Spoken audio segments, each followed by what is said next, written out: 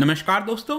इस समय अगर आप देखेंगे तो विश्व के अंदर जो वर्ल्ड के बड़े लीडर्स हैं वो आपस में मिल रहे हैं, बातचीत कर रहे हैं। रिसेंटली आपने देखा G20 की यहाँ पर मीटिंग हुई, अब यहाँ पर जो COP26 है उसकी मीटिंग हो रही है। तो इन सभी चीजों के बीच एक चीज एब्सेंट आपको देखने को मिल रहा होगा, वो है चाइना के राष्ट्रपति शी जिनपिंग।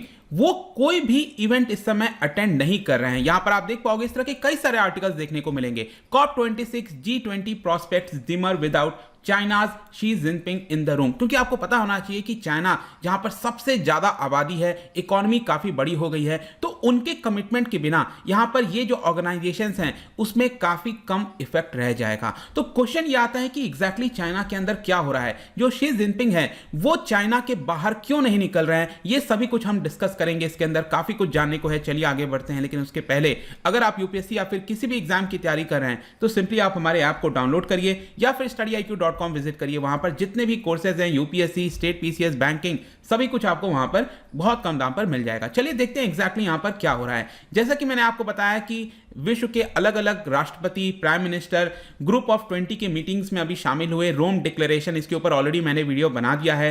तो वहां पर शी जिनपिंग एब्सेंट थे, वो उसमें अटेंड नहीं किए। और उसी प्रकार से जो ग्लासगो स्कॉटलैंड के अंदर यहां पर क्लाइमेट चेंज को लेकर बातचीत होने वाली है, COP26 पूरा ऑर्गेनाइज किया जा रहा है, वहां पर भी शी जिनपिंग शामिल नहीं होंगे। इसके अलावा यहां पर एक और इंपॉर्टेंट चीज ध्यान रखना है कि इस साल जब से यहां पर प्रेसिडेंट जो बाइडेन राष्ट्रपति बने हैं अमेरिका के, उसके बाद से इन पर्सन कोई भी मीटिंग नहीं हुआ है चाइना के राष्ट्रपति और जो बाइडेन के बीच में। अब ये इंपॉर्टेंट इसलिए हो जाता है क्योंकि दोनों देश विश्व के इस समय सबसे ज्यादा इकोनॉमिक पावर माने जाते हैं डिफेंस के पर्सपेक्टिव से। तो दोनों का यहां पर मिलना, बातचीत करना, चीजों को सुलझाना वो काफी इंपॉर्टेंट हो जाता है। ऑलरेडी 21 मंथ्स हो चुके हैं जो शी जिनपिंग है वो चाइना से बाहर नहीं निकल पाए हैं। देखिए इसका जो मेन कारण एक ये बताया जा रहा है कि इस समय जो हालात हैं चाइना के अंदर वो है आपका कोविड-19। ऑल्दो यहां पर जो ऑफिशियल्स हैं उनके द्वारा एक्सप्लिसिटली इन चीजों को नहीं बोला गया है, लेकिन जितनी भी खबरें आई हैं, रिपोर्ट सामने आई हैं, उसमें अचानक से ये देखने को मिल रहा है कि चाइना के अंदर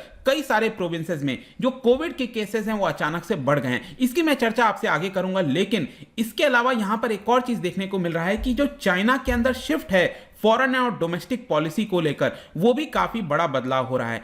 इस समय कहीं ना कहीं यह दिख रहा है कि जो शी जिनपिंग है उनको शायद लगता नहीं कि विश्व के साथ कोऑपरेट करना चाहिए, चाहे वो यूनाइटेड स्टेट्स हो, चाहे वो भारत हो, कोई भी देश के साथ अगर आप देखेंगे तो चाइना यहां पर कोऑपरेट करने के लिए रेडी नहीं हो रहा है अनटिल अनलेस उसका कोई जो टर्म्स एंड कंडीशंस है उसको माना जाए। ऑल्दो यहां पर अगर आप देखोगे तो तालिबान के साथ तो वो बहुत ज्यादा कोऑपरेट कर रहे हैं, लेकिन डेमोक्रेटिक कंट्रीज के साथ कोऑपरेशन जब आती है बात, तो यहां पर चाइना उसके लिए इस समय रेडी नहीं हो रहा है। इनफैक्ट यहां पर लंबे समय से बात चल रही थी कि क्या धीरे धीरे जो चाइना है वो यूएसए को रिप्लेस कर पाएगा, एक ऑल्टरनेटिव बन पाएगा। लेकिन इस समय जिस तरह की लीडरशिप दिखाई जा रही है चाइना के द्वारा, उसमें साफ दिख रहा है कि यहां पर उसके अंदर चाइना फेल हो रहा है। और ये सारी चीजें एक और के साथ कोइंसाइड हो रही हैं। आपको पता होना चाहिए कि जो चाइना का इस समय इमेज है पूरे विश्व के अंदर अलग अलग लीडर्स के बीच में, वो काफी ज्यादा कमजोर हो गया है। और ये भी एक कारण आप कह सकते हो कि जो शी जिनपिंग है वो सभी बाकी G20 लीडर्स के साथ सामने जो है वो खड़ा नहीं होना चाहते होंगे। जो भी कुछ होगा, लेकिन क्लियरली हमें पता है कि इस समय जो इमेज है इस समय चाइना का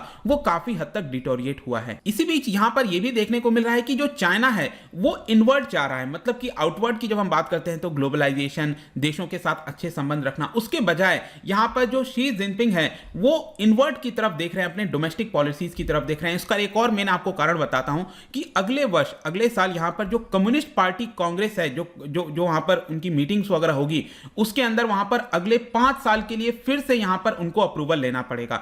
तो यहां पर उसके लिए भी तैयारी चल रही है। जो डोमेस्टिक पॉलिटिक्स वगैरह है चाइना के अंदर, उसको भी एक प्रकार से कंट्रोल करने की कोशिश की जा रही है। और एक प्रकार से आप कह सकते हो कि शी जिनपिंग के पास इस समय मौका था कि वो पर्सनली यहां पर वर्ल्ड लीडर के साथ मिले, अपने देश की जो इमेज खराब हुई है उसको सही करने की कोशिश करें। स्पेशली आपको पता होगा जो रीसेंट ट्रेड टेंशन हुआ है ताइवान के साथ, अगर आप देखिए मिलिट्री कॉन्फ्रंटेशन हर रोज देखने को मिलता है, उधर से फाइटर जेट्स भेजा जाता है, फिर ताइवान भी अपने फाइटर जेट्स को भेजने की कोशिश करता है। तो ये सारे बहुत सारे इश्यूज आपको देखने को मिल रहे होंगे, लेकिन चाइना इसको अभी नहीं सुलझा रहा है।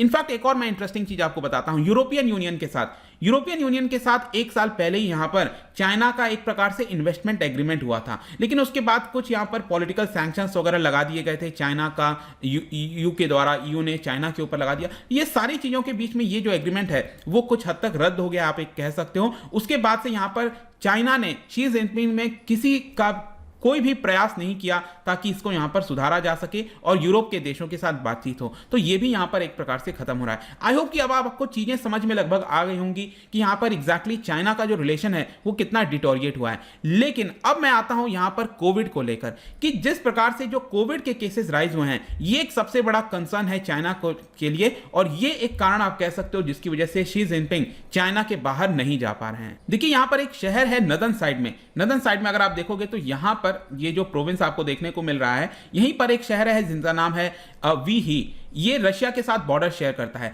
वहां पर करीब 1.3 मिलियन की आबादी देखने को मिलेगी, और रिसेंट जो अभी वीकेंड हुआ है, खत्म हुआ है, वहां पर 377 केसेस देखे गए थे। देखिए चाइना के अंदर इस चीज को एक्सेप्ट करना 377 केसेस, वही अपने आप में बड़ी बात है, क्योंकि चाइना तो कोविड के पीक में भी कह रहा था कि हमारे पास तो कोई केस नहीं है, उसने एकदम बंद कर दिया था अचानक से।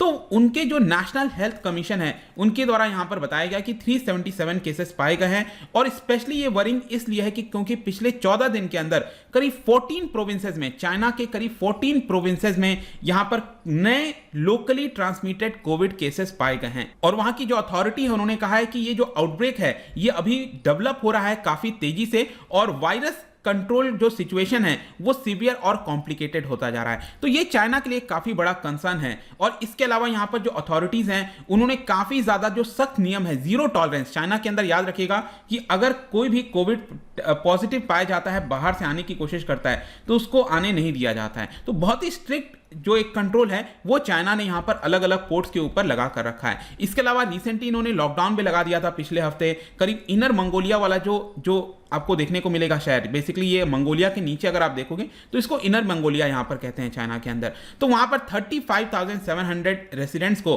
काफी स्ट्रिक्ट लॉकडाउन में वहां पर रखा हुआ था, और वार्निंग दे दी गई थी अगर आप किसी प्रकार का डिसोबे करोगे तो वहां पर सिविल और क्रिमिनल एक्शन आपके ऊपर ले लिया जाएगा। लेकिन यहां पर एक सबसे बड़ी चिंता की बात यह है चाइना के अंदर बताऊं, जो कि पूरे विश्व के लिए भी चिंता हो सकती है, वो ये है कि उनकी अथॉरिटीज ने बोला है कि इस समय जो नदन साइड में जो भी नए केसेस वहां पर पाए गए हैं, दे आर अनरिलेटेड टू कोविड-19। जी हां, मैं फिर रिपीट कर रहा हूं इस चीज को कि नदन साइड में जो कोविड के केसेस पाए गए हैं वो कोविड-19 से रिलेटेड नहीं है। अब हो सकता है कि कोविड-19 के अंदर बहुत सारे चेंजेस, म्यूटेशंस वगैरह हुए हों, वो हो सकता है, या फिर जो नया सोर्स है कोविड का वो कुछ बताया जा रहा है। तो ये थोड़ी सी चिंता की बात हो गई है कि जो नए केसेस इस समय चाइना के अंदर आ रहे हैं उनका सोर्स कोविड-19 नहीं है, वो कुछ दूसरा सोर्स हो सकता है। अभी किसी को पता नहीं है। यहां पर जितनी थोड़ी बहुत रिपोर्ट्स वगैरह सामने आई हैं पेपर्स में, मीडिया में, वही मैं आपको यहां पर बता पा रहा हूं। लेकिन उसके पहले ही क्या हुआ है कि चाइना ने तुरंत मना कर दिया है कि देखिए ये जो भी वायरस के केसेस आ रहे हैं वो ओवरसीज से आ रहे हैं, बाहर से आ रहे हैं।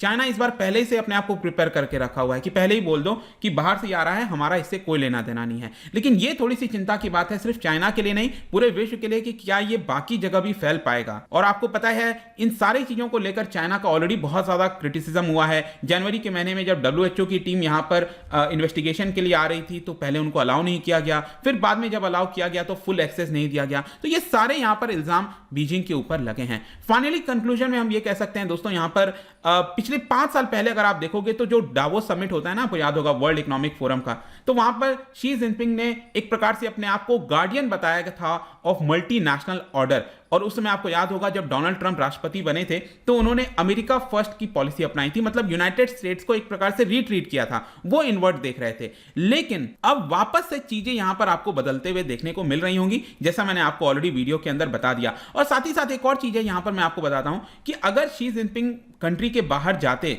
तो यहां पर अब क्या होता कि जब वो रिटर्न होते चाइना के अंदर तो वहां पर बहुत ही स्ट्रिक्ट रूल लगाया हुआ है कि बाहर से कोई भी व्यक्ति आ रहा है तो उसको काफी ज्यादा प्रोटोकॉल वगैरह फॉलो करना पड़ता है। तो या तो शी जिनपिंग को वो पर्टिकुलर प्रोटोकॉल फॉलो करना पड़ता, या फिर अगर वो फॉलो नहीं करते तो वहां की जो डोमेस्टिक पॉलिटिक्स है, लोग हैं, वो नाराज हो जाते थे कि वो अपने आप को ऊपर समझ रहे हैं सबसे। तो ये डोमेस्टिकली काफी ज्यादा प्ले आउट हो रहा है चाइना के अंदर। और इस समय एक चिंता की बात, जैसा मैंने आपको बताया कि यहां पर शी जिनपिंग चाइना छोड़ने के लिए तैयार नहीं है, यहां पर वर्ल्ड लीडर्स के साथ कोई बातचीत नहीं हो रही है। देखते हैं आगे क्या होता है, बट आई होप कि इस वीडियो में जो भी कुछ था अभी के लिए सिचुएशन वो आपको समझ में आ गया होगा। जाने से पहले, क्योंकि अभी हमने क्लाइमेट चेंज वगैरह की आजकल चर्चा हो रही है, तो UNFCCC United Nations framework convention on climate change, इससे रिलेटेड दो स्टेटमेंट है, बताइए कौन सा करेक्ट होगा। इसका राइट आंसर आपको पता ही है, मेरे इंस्टाग्राम पर तो मिलेगा ही, वहां पर अगर आप नहीं हो कोई बात नहीं, टेलीग्राम से भी ले सकते हैं इसका सही उत्तर। मैं कई सारे एमसीक्यूज यहां पर डालता रहता हूं स्टोरीज के फॉर्म में, आप जाकर प्ले कर सकते हो। बाकी अगर आपको पीडीएफ चाहिए, टेलीग्राम पर आइए, अलग अलग सोशल मीडिया पर भी आप जुड़ सकते हैं। साथ ही साथ यूपीएससी या फिर किसी भी एग्जाम की तैयारी करना है तो आप हमारे ऐप को डाउनलोड कर लीजिए। आई होप कि वीडियो आपको पसंद आया होगा। मिलता हूं आपसे next time, till then thank you very much, see you soon.